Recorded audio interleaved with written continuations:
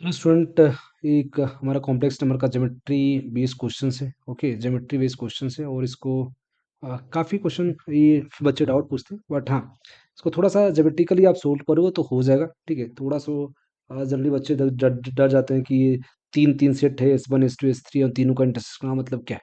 थोड़ा सा देखोगे तो एक सेट है जेड, जेड में कोई कॉम्प्लेक्स नंबर सी है और मोड जेड की वैल्यू लेस देन 5 है। एज यू नो कि mod z equal to r होता है, तो ये सर्कल रिप्रेजेंट करता है with centre 0 0 and radius r. तो यहाँ पे क्या है, सर्कल मोड जेड। यहाँ पे देखोगे तो एक सेकंड, सर्कल है एक, और सर्कल में देखोगे तो आपके पास यहाँ पे सेंटर क्या है 0 0, और mod z less than equal to 5 है ना। Mod z less than equal to 5 का मतलब है कि इसका रेडियस 5 से छोटा, मतलब मोड जेड लेस देन 5 पे क्या होता है आपका, शेडेड अंदर की तरफ ओर होगा। शेडेड अंदर की ओर होता, अगर ग्रेटर देन होता तो बाहर आता है। तो इसका क्या, सेंटर 0 0 और 5 0 इसका रेडियस रेडियस आ गया, तो यहाँ पे -5 0 आ गया कोऑर्डिनेट। अच्छा, दूसरा है कि एक और वही कॉम्प्लेक्स नंबर जेड ही है और उसका इमेजिनरी पार्ट ग्रेटर देन 0 है। तो इमेजिनरी पार्ट ऑफ समथिंग जो लिखा है दैट इज 0 है। तो जेड प्लस में 1 minus iota root three upon में, आयोटा रूट थ्री अपॉन में 1 माइनस आयोटा रूट थ्री है, 1 minus iota root three, that is must be greater than 0। So अगर देखेंगे हम इसको, सो इसका जो एक कॉम्प्लेक्स नंबर जो इसका इमेजिनरी पार्ट ग्रेटर देन 0, तो इसको सिंप्लीफाई करके इमेजिनरी पार्ट ग्रेटर देन 0 कर लें। इमेजिनरी पार्ट हम ग्रेटर देन 0 कर सकते हैं। तो greater imaginary part greater than 0 है ना, तो इसका इमेजिनरी पार्ट निकालने की कोशिश करते हैं, इस पोर्शन का इमेजिनरी पार्ट निकालने की कोशिश करते हैं। तो इमेजिनरी पार्ट क्या आ जाएगा, जेड को x plus iota y put कर दो। जब कुछ भी नहीं पता हो तो इमेजिनरी पार्ट, जब भी सिंप्लीफाई करना हो तो एक्स को z equal to x plus iota y put कर दो, तो you will get x plus में आयोटा वाई और प्लस में 1 minus iota root three upon में 1 माइनस आयोटा रूट थ्री।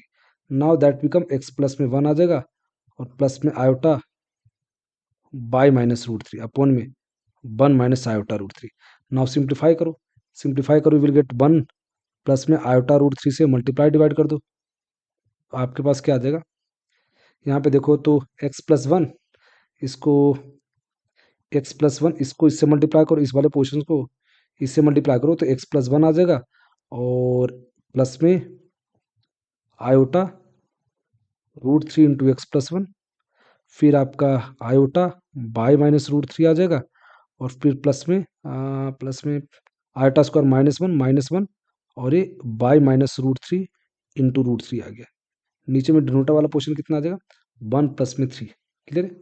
सो यहाँ पे रियल इसने क्या बोला हमें, इमेजिनरी पार्ट 0 करना है ना, इमेजिनरी पार्ट ग्रेटर देन 0। तो इमेजिनरी पार्ट क्या क्या आया, एक इमेजिनरी पार्ट यहाँ से आ रहा है, एक इमेजिनरी पार्ट यहाँ से आ रहा है, तो क्या root three x plus one और प्लस में वाई माइनस रूट थ्री, यही तो है, यही तो हमारे पास है। तो कितना आ जाएगा, ये होना चाहिए अपॉन में 4, नीचे वाला भी 4 आएगा ना नीचे, तो ग्रेटर देन 0 होना चाहिए।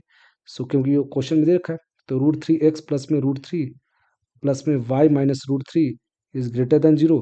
तो रूट थ्री से रूट थ्री कट गया, तो वाई प्लस में रूट थ्री एक्स कितना आ गया, y plus root three x greater than 0 आ गया। चलिए एक इक्वेशन ही आ गया। So by equal to root three x, देखोगे ग्राफ ग्राफ तो by equal to root three x का ग्राफ कैसा बनेगा, स्लोप कितना है, y equal to minus root three x. जब भी इनक्वालिटी हो ना, तो इनक्वालिटी में क्या करो, इक्वालिटी का ग्राफ बनाओ, फिर से डिवीजन करते हैं। तो y plus root three x slope क्या है, नेगेटिव, तो ऐसे आ जाएगा। और स्लोप कितना है आपका, यही तो स्लोप होता है, यही तो स्लोप होता है। तो स्लोप कितना, पाई प्लस में कितना आ जाएगा स्लोप, ये तो 60 डिग्री है ना, ये तो pi minus pi by six नहीं है, बताओ। ये angle slope minus root three है ना, स्लोप इस थीटा, ही तो tan थीटा की वैल्यू कितना है, tan theta equal to minus root three. तो थीटा कब आएगा, pi minus pi by six, pi by three पे, सॉरी पाई बाई सिक्स पे, पाई बाई थ्री पे। तो कितना, 2 पाई बाई थ्री आ गया हमारे पास, ये हमारे पास एंगल आ गया।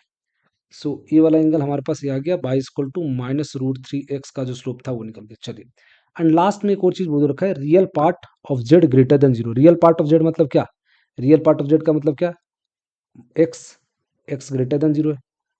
तो तीनों का इंटरसेक्शन रीजन बोला है, S1 S2 S3 में जो तीनों कॉमन रीजन बन रहे हैं उसका डायग्राम बनाने बोला। तो एक्स ग्रेटर देन 0 का डायग्राम पता है कैसे बनेगा, एक्स ग्रेटर देन 0 ये वाला, यही तो एक्स ग्रेटर देन 0, इधर ये वाला रीजन बनेगा ना एक्स ग्रेटर देन 0।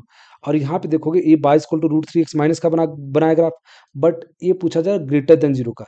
तो ग्रेटर देन जीरो का ग्राफ कैसे बनेगा, जीरो से बड़ा तो इधर इधर आएगा ना, बाई प्लस रूट। देखोगे थोड़ा सा, अगर किसी किसी किस शेडेड रीजन होगा, इस साइड शेडेड होगा या फिर इस साइड शेडेड होगा, वो कैसे फिगर आउट करते हैं। कोई भी रेंडम पॉइंट उठा लो, जैसे यहाँ पे 1,0 रहा होगा, 1,0 इसमें पुट करो। अगर 1,0 ट्रू आ जाएगा ना, अगर ट्रू आ जाएगा तो उसी साइड शेड हो जाएगा। अगर उस साइड नहीं आता तो, अगर वो ट्रू नहीं आता तो आपको उस साइड शेडेड नहीं होगा, फिर अपोजिट साइड हो जाएगा। तो जैसे 1,0 डालो तो 1,0 तो 0 प्लस में √3 into 1 that is greater than zero, मतलब √3 ग्रेटर देन जीरो है, मतलब ये ट्रू स्टेटमेंट है ना। तो ट्रू स्टेटमेंट इनक्वालिटी वाले में डालना। तो ये क्या शेडेड इस साइड हो जाएगा और क्या इस साइड शेडेड हो जाएगा। चलिए, अब तीनों का ग्राफ बनाना एक साथ मर्ज करके, तब तुम्हें एक चट में एक्चुअल में कौन सा कॉमन रीजन आया वो हम देखने की कोशिश करेंगे। ठीक है, तो एक सर्कल ये भी है, एक सर्कल था, और सर्कल के बाद हमारे पास एक लाइन आया, ये लाइन आया, ये इसका और इसका, ये तो अंदर का अंदर पोर्शन रीजन था, ये रीजन, इसका रीजन कैसा बना इधर, और इसका इधर बना था, इसका इधर, और एक्स ग्रेटर देन जीरो मैंने बोला था लास्ट वाला, एक्स ग्रेटर देन जीरो मतलब ये वाला पोर्शन, ये वाला पोर्शन। तो तीनों में कॉमन क्या है, एक तो ये इसमें बोल रहा है ना, ये वाला पोर्शन इधर, ये वाला पोर्शन इधर बोल रहा है, इसका इसका ये वाला पोर्शन है, और फिर इस वाले का एक्स ग्रेटर देन जीरो का ये वाला है, और सर्कल वाले का क्या है, सर्कल वाले का अंदर है, सर्कल तो पूरा अंदर है।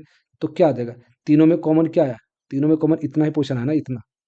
देखोगे तो इतना ही कॉमन, तीनों में कॉमन कितना, इतना वाला पोर्शन ना, इतना कॉमन रीजन नहीं है, इतना ही तो कॉमन आ रहा है जो तीनों में है, क्योंकि एक्स एक्सेस वाले में भी आ गया ये, और ये y equal to greater than √3x जो है, y equal to √3x minus का ये वाला इसमें भी है। तो तीनों में कॉमन क्या है, इतना है ना। तो अब देखो डायग्राम बनाने की कोशिश करते हैं। डायग्राम तो बन ही गया वैसे, ये वाला हमारा, ये आपका रेडियस कितना 5,0 था ना, रेडियस रेडियस कितना, हाँ 5 था, तो 5,0 आया है। तो हमारे पास हमें निकालना एरिया, ये वाला पोर्शन जो है, ये वाला एरिया हमारे पास कौन सा एरिया आ जाएगा, अच्छा z, mod z greater than zero, अच्छा mod x x x greater than real part of z greater than zero है। ओके, तो हमारे पास कॉमन रीजन क्या आ जाएगा, हमारे पास कॉमन रीजन ये वाला रीजन है, एक्चुअली में कॉमन रीजन ये वाला आ जाएगा, इतना मैं शेड कर रहा हूँ देखो ब्लू से, ये वाला रीजन है, ये भी आएगा एक्चुअली में। ये वाला नीचे वाला आएगा, नीचे वाला शायद, हाँ नीचे वाला भी आ जाएगा, ग्रेटर देन जीरो ये भी तो है, ग्रेटर देन जीरो पूरा आएगा ना, एक्स ग्रेटर देन जीरो वाले, एक्स ग्रेटर देन जीरो तो ये वाला पोर्शन है, एक्स ग्रेटर देन ये वाला पूरा है ना। तो इंटरसेक्शन पॉइंट ये वाला भी आ जाएगा ना, कॉमन रीजन ये भी आएगा, सॉरी मैंने ऊपर में लिख दिया, सॉरी यहाँ पे ये वाला रीजन आ गया, ठीक है, ये वाला रीजन कॉमन रीजन है। अच्छा, अब देखोगे तो ये पूरा एंगल कितना था, what is this angle, what is this angle, ये तो हमारा पाई माइनस पाई बाई थ्री था, दैट इज 2 पाई बाई 3। अब 2 पाई बाई 3 मतलब कितना, 180 में से आपने 60 डिग्री बनाया, 120 डिग्री, ये आपका 120 डिग्री है ना, तो ये 90 हो गया। अच्छा, एक चीज़ और समझाऊंगा, अब यहाँ पे देखना ये टोटल कितना 120 डिग्री है, और ये कितना आ जाएगा 60 आ जाएगा, ये 60 आ जाएगा तो 30 डिग्री आ जाएगा, 60 है 30 डिग्री, तो ये आपका टोटल कितना है 30 डिग्री है, ये आपका 30 डिग्री है, ये वाला 30, तो ये 30 तो ये भी 30, तो ये कितना आ जाएगा 60 आ जाएगा, तो ये 60 आ गया, तो ये 60 यहाँ पे और ये 90 डिग्री, टोटल ये तुम्हारे इतना यहाँ से यहाँ तक क्या 90 डिग्री, और ये 60 डिग्री, तो टोटल कितना आ गया 150 डिग्री आ गया। तो हमारे पास एक अर्क बना है, ये अर्क बना है पूरा, ये वाला देखोगे तो ये अर्क है, सर्कल का अर्क है, और ये वाला अर्क का ये वाला एंगल जो बना है 150 डिग्री। तो एरिया कैसे निकालते हैं, कोई अर्क का, कोई कोई सर्कल है, कोई सर्कल है, और सर्कल का कोई सर्कल है, और उसका अर्क मतलब सेक्टर उक्टर हो, सेक्टर हो तो उसका क्या है थीटा है, तो रेडियस आर है, तो किसका एरिया कैसे निकालते हैं 1/2 r² थीटा।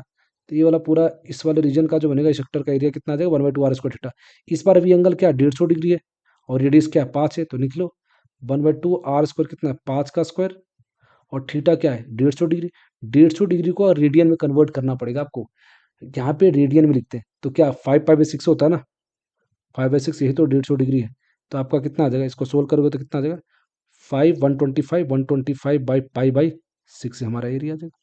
ये अच्छा क्वेश्चन था, आपको एक्चुअल में शेडेड रीजन एक्चुअल निकालना था कि कौन सा शेडेड रीजन है। तो हमारा शेडेड रीजन यहाँ से ये वाला पूरा आया है, इसका ध्यान रखिए, ये वाला क्वेश्चन। और हमने इसलिए हमने एंगल निकाला क्योंकि सेंट्रिक एंगल दे रखा है, सेंट्रिक एंगल पता है, तो 1/2 r² थीटा करके हम निकाल सकते हैं 125/12 आ गया, सी हमारा आंसर आ गया। ठीक है।